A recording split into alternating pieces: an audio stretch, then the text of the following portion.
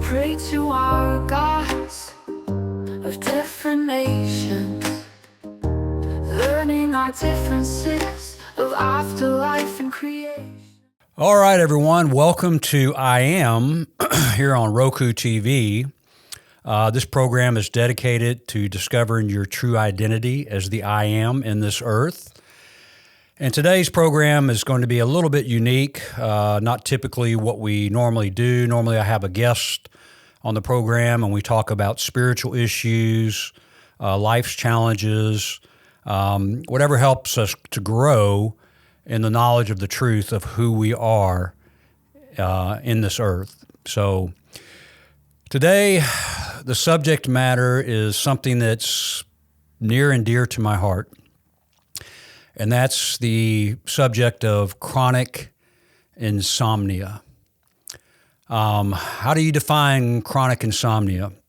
So chronic insomnia is not when you're having, trouble sleeping for a few nights or even a few weeks or even for a few months. We all experience that at certain times in our life. We're going through a traumatic experience, a death of a loved one, some kind of a financial crisis, an illness. And because of those situations, we have issues sleeping. But what I'm referring to today is what I would call chronic insomnia, which is people that have had trouble sleeping and only been sleeping 2 to 3, maybe 4 hours a night max. And this has been consistent night after night for years. So I've got some notes here today. This show is totally unscripted.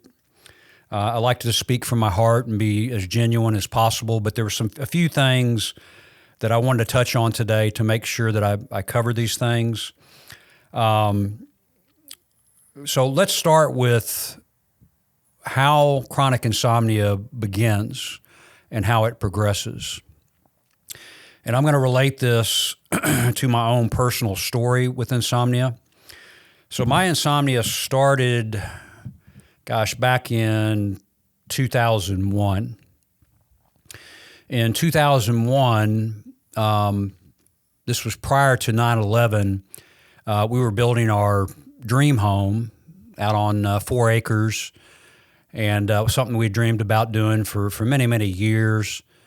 We were about midway through the construction process. I had hired a friend as general contractor, and he was struggling a bit.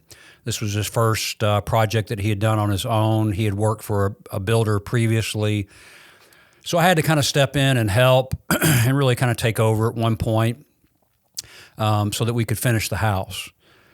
But it turned out we were 40% over budget. It just seemed like the cost just kept on adding up and adding up. And then we were, I would say, 70% done with construction, and 9/11 hit. And 9/11 had a detrimental effect on our business. I'm in a business, we design and manufacture packaging machinery, and normally we get maybe 3 or 4 inquiries a week for people wanting quotes on the type of equipment that we manufacture.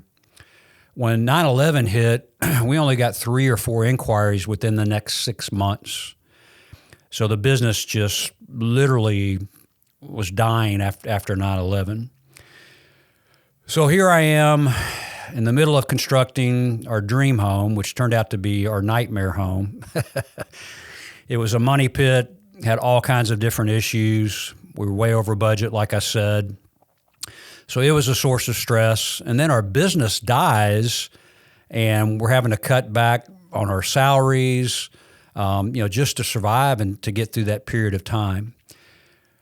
So I remember a specific scenario where I was out at the house, and we had just finished framing the house, and we had a really nice large fireplace. It was going to be a stone fireplace with a large stone hearth that was going to extend out of the fireplace. And I had the guys frame it in. We had it all drawn up, dimensioned. They framed it in. And my wife shows up, And she walks over and she sees this hearth and she says, "Oh, no, no, no. That's never going to work. It's too large. It takes up half the room." And I'm like, "Honey, it's going to be beautiful. I promise." My wife, she has a hard time visualizing sometimes. And I was trying to get her to trust me, but she was adamant that it was not going to work. And we ended up having an argument over it. And so it wouldn't have been that big of a deal, but I was already at that point so stressed out because of the fact that we were so far over budget. Things weren't going well with the various contractors that we had hired to complete the house. 9/11 had just hit, and our business was going down the tube. So I was already so stressed, but I literally felt something click in me that day that to this day I still struggle with. And that's really where the insomnia began. It began as a result of the stress, the anxiety that I was under, staying up all hours of the night, not being able to quiet my mind, trying to figure everything out, trying to control situations, some of which I couldn't control. And from there, it just spiraled. And so that's been 24 years ago. The insomnia kind of came and went for a while. I mean, I would have bad weeks that were not as bad.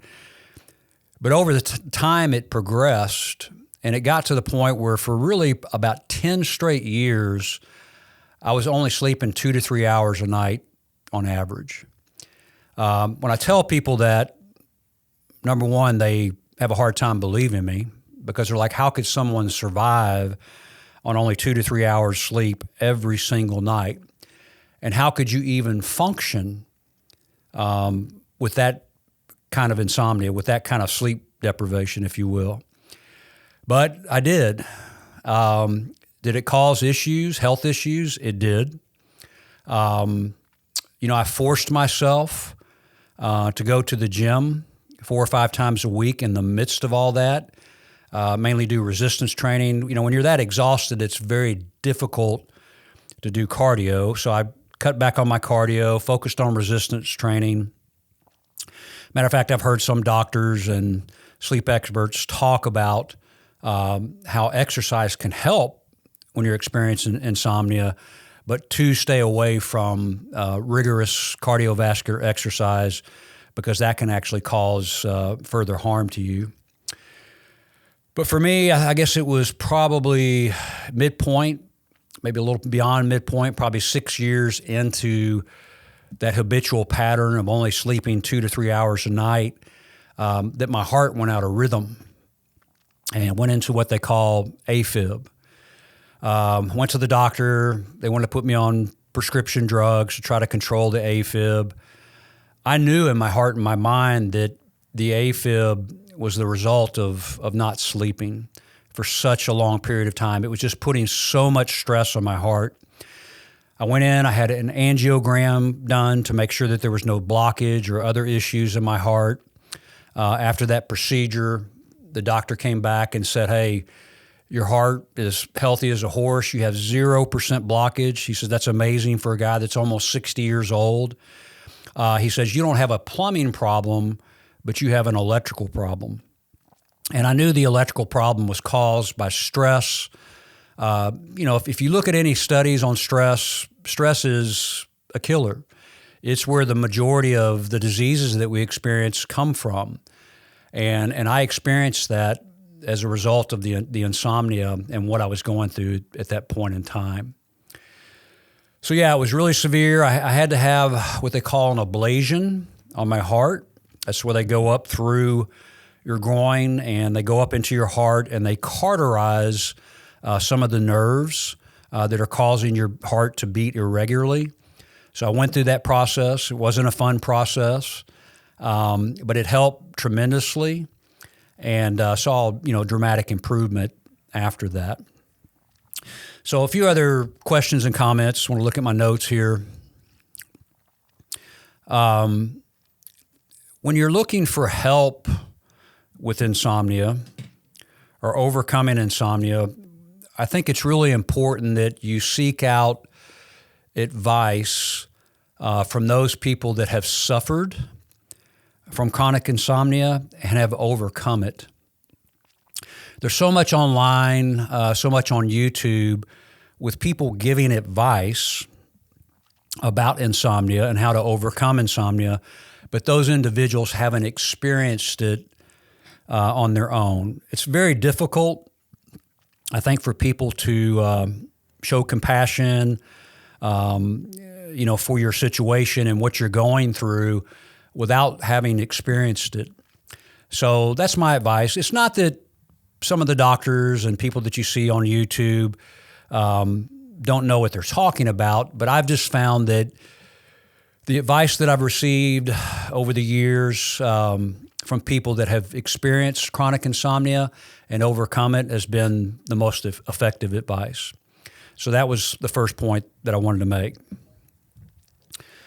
So in addition to that, I want to talk about what the primary focus is on most therapies that deal with insomnia. Just again, to give you a little bit of background, I've read probably a dozen different books on sleep, on the subject of insomnia. I've had sleep counselors, multiple sleep counselors that specialize in counseling you and helping you with your insomnia and helping you with sleeping. I took a 6 weeks long course dedicated to insomnia. We had I think it was a daily session that you would listen to over this 6 weeks. And then once a week, you would meet with a sleep counselor via Zoom. I actually went through that course twice. It wasn't cheap. And I think the point I'm trying to make is I really feel like because of my personal experience that I am an expert on the subject of sleep and on the subject of insomnia. So most of the therapies and most of the advice that you see online, especially on YouTube, is all about what they call sleep hygiene. If you don't know what sleep hygiene is, look it up, Google it, look up YouTube videos. There's a ton of them out there that talk about sleep hygiene. But in a nutshell, what sleep hygiene is all about is getting on a daily routine, going to bed at a certain time, and more importantly, getting up at the same time every day.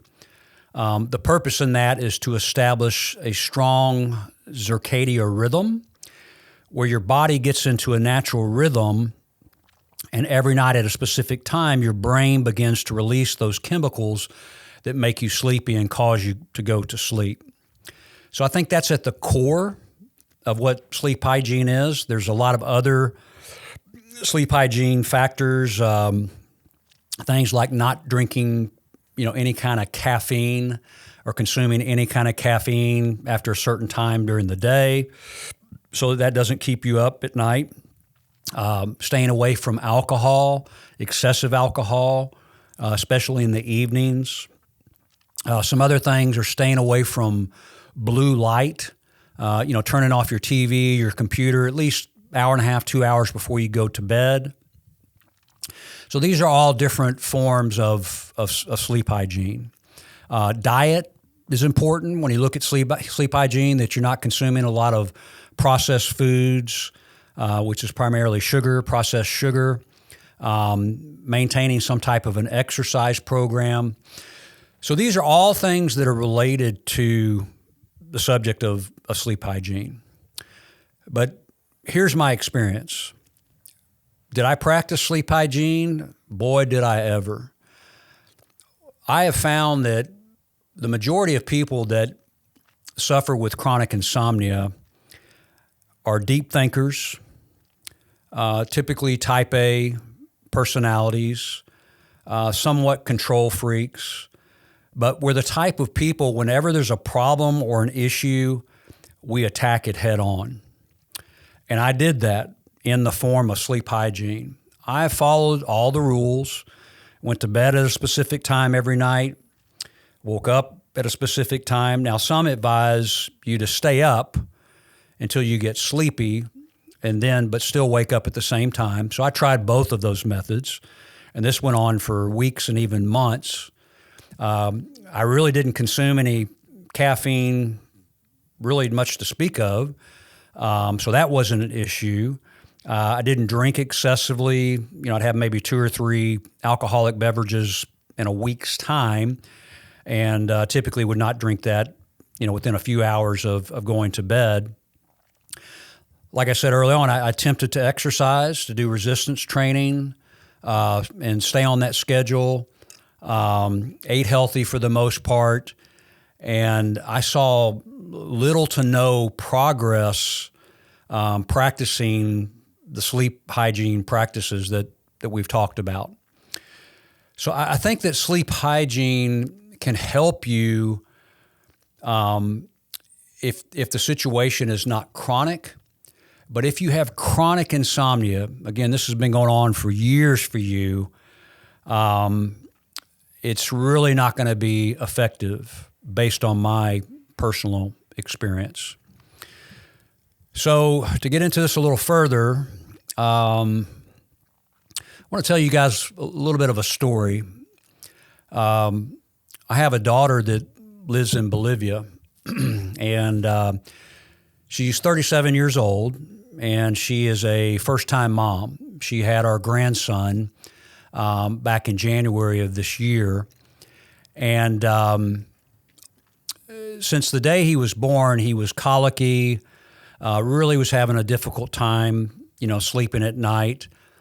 And being a first-time mom, I think when you're a first-time mom, you're kind of learning. You're kind of going through a process. You're kind of learning, experiencing different things. We tried to give my daughter some advice, but she can be a little stubborn at times especially when it came to putting him on a particular schedule and allowing him to cry if he woke up in the middle of the night and that wasn't a scheduled time that he was supposed to wake up to be fed. So she struggled with that, and this has been going on for months. Well, now it's affecting her sleep, because of the stress of taking care of the baby, him waking up all hours of the night.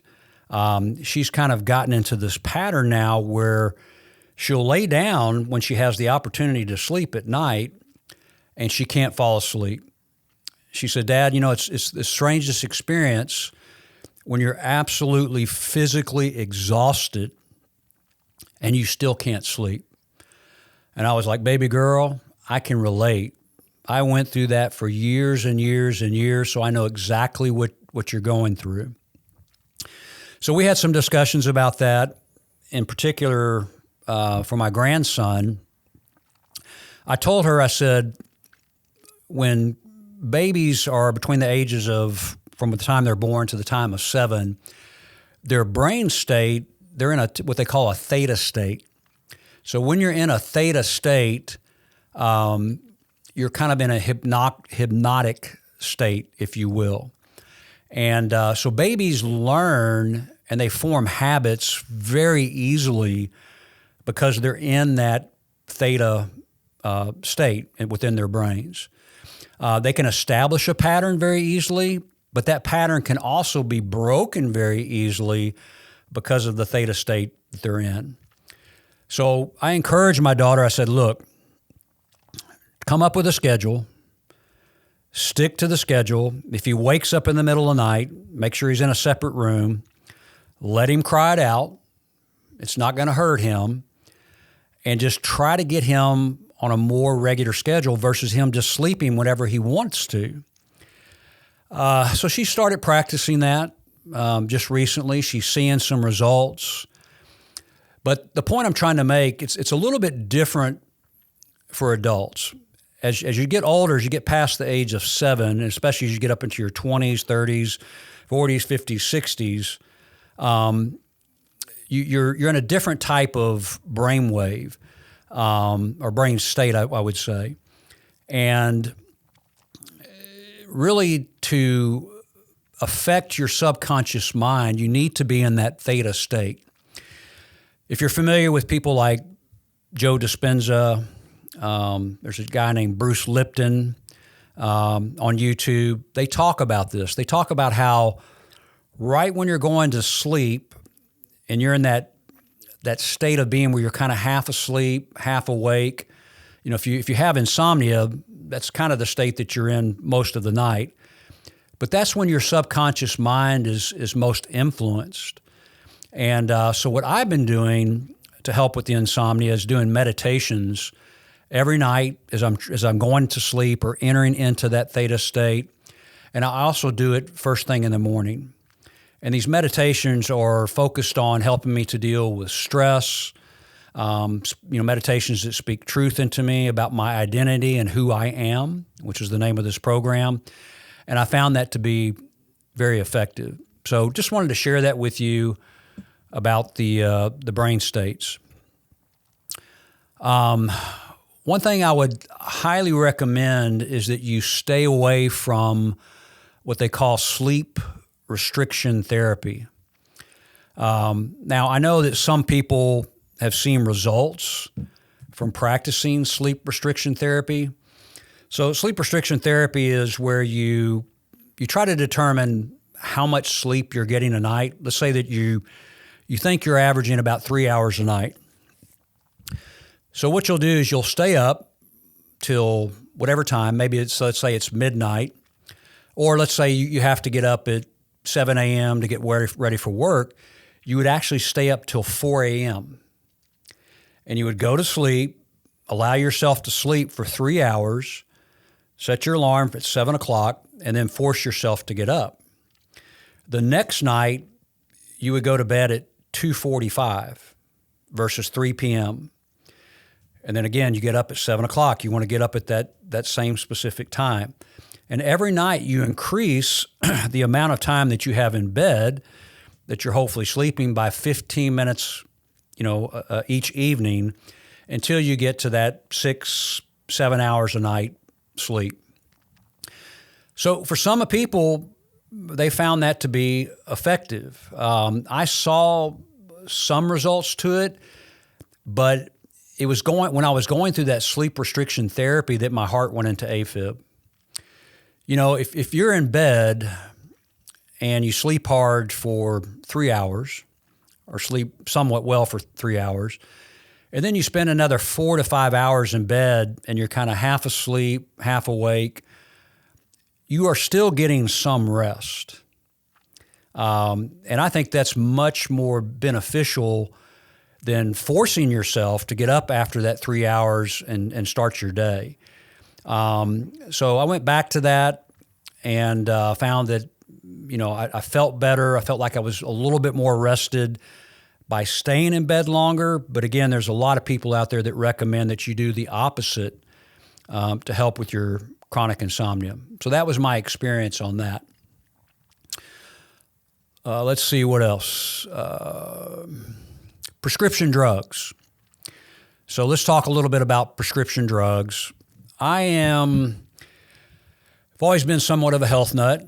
I don't like taking medications or prescription drugs of any kind, and I just avoid them at pretty much all costs. But when you're desperate, and this was really early on in my journey with insomnia, you'll do just about anything to try to sleep, to try to find some kind of relief. But what I found with prescription drugs is that they really did not get to the root of the problem. And in many ways, they could perpetuate the problem or make it worse long term. Even in the short term, most people think, well, I'm just going to take these drugs in the short term to try to get some rest, to try to get some sleep. And I think it can be detrimental even in the short term because when you try to come off of it, your brain chemistry is not right. Your brain chemistry has gotten dependent on the prescription drugs to make you sleep. And so I'm not a doctor. If you are taking prescription drugs to help you sleep, I would suggest that you find a doctor that believes in winging you off of those prescription drugs, maybe slowly over a period of time, versus just keeping you on that medication for months and years for some people. So that's been my experience with prescription drugs.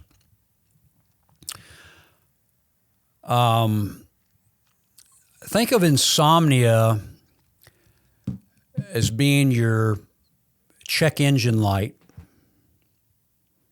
when it comes on in your car. If you're driving down the road and your check engine light begins to flash or come on, it's trying to tell you that there's something wrong internally within your car, your vehicle. Prescription drugs are like taking a piece of duct tape and putting that over your check engine light and thinking, oh, problem's resolved. Now, you may not have to deal with looking at the check engine light anymore, but the thing about it is the root problem still exists. So, again, prescription drugs, I think that's just like putting duct tape over your check engine light. It's not going to get to the root of your problem and solve the problem long term. So insomnia, one other thing I wanted to mention is, and you're going to see a lot of this on YouTube. If you're like me and you've struggled with insomnia for many, many years, and you've been out trying to seek an answer, you've been looking all over, you've been looking on YouTube, online, different articles, reading books about insomnia, you're going to find all kinds of strange things out there. And there's a lot of them, I call them gimmicks. People will say if you eat a certain thing at night, you take magnesium, that's going to help you sleep. You take melatonin. And again, melatonin can help you become sleepy, but melatonin is something that is naturally produced in your body and your brain. If you supplement that and you supplement it for too long a period of time, you can actually become dependent on the melatonin because your brain will stop producing because you have an excess amount of melatonin in your body. But there's also different, again, I call them gimmicks. There's one that's, they call it a tapping method. I saw on a YouTube video where this guy, he's tapping on his head and he's repeating like a mantra, and then he taps his chin and he taps the back of his head, and he goes through this process of, 5 to 6 minutes. And then he says, then you lay down and you go to sleep and you're going to sleep like a baby. Man, I tried that every night for weeks and it did not work whatsoever. I know the concept behind it. You're trying to get through to your subconscious mind, to reprogram your subconscious mind by going through this routine. But for me, I found that it just really wasn't effective. So my advice is to stay away from these types of gimmicks because they really don't work. So let's get into the meat of the discussion. What is the root cause of your insomnia? Now, we talked about this early on in the conversation that insomnia can be triggered by a dramatic life event. You're building a house, your business is going down, you're in a stressful situation, the loss of a loved one can trigger insomnia in you. Various types of traumas can put you into fear mode and anxiety mode and prevent you from sleeping at night. So that's, I think, where it begins, but that's really not the cause of chronic insomnia. Chronic insomnia is the result of you having anxiety over sleeping. Again, if you're type A personality like me, you're a take charge type individual. If there's a problem in your life, you're going to attack it head on. You can't do that with insomnia. And you can't do that with sleep. Because sleep is a passive activity. You have to surrender to it. You have to let go and just allow it to happen naturally. If you sit there every night and you try to force yourself to sleep, it's only going to make the issue worse. If you wake up in the middle of the night, you go to the bathroom, you come back to bed, then what do? You sit there and you're laying there with your eyes closed. Man, I got to get some sleep. I got to get some sleep. Otherwise, I'm going to be exhausted tomorrow and I'm going to feel like crap. I'm going to look like crap. So you have all this self-talk that's going on inside your mind that's related to anxiety over sleeping. And that's really the root cause of chronic insomnia, anxiety over sleeping. So how do you overcome that? Now, this is where it's going to start to kind of blow your mind just a little bit.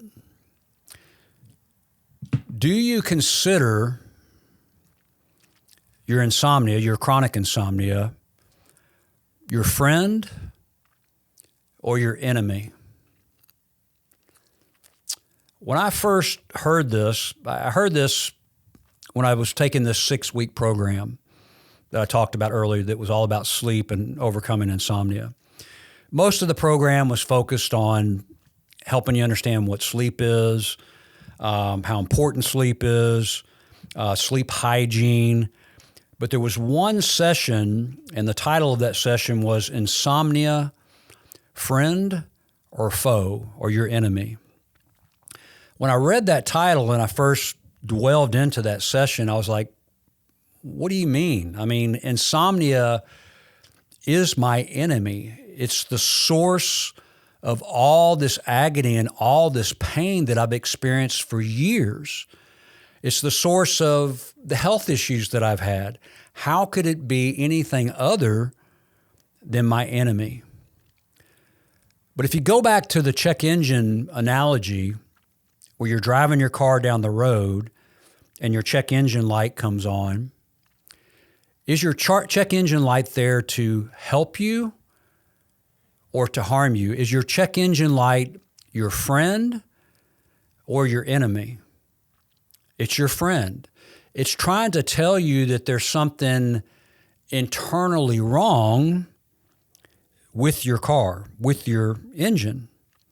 And insomnia is no different.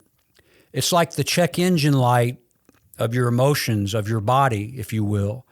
And insomnia is actually your friend. And it's forcing you or attempting to force you to deal with something in your life. So let me give you some examples.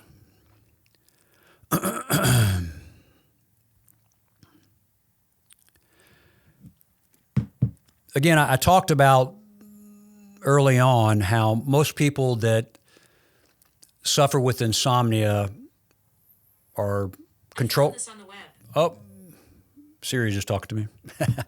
But most people that are suffering with insomnia are control freaks, type A personalities. We try to control every situation. We try to overcome every situation through our own efforts. But really, what insomnia is trying to do is to get you to let go. To let go of those things in life that you truly can't control.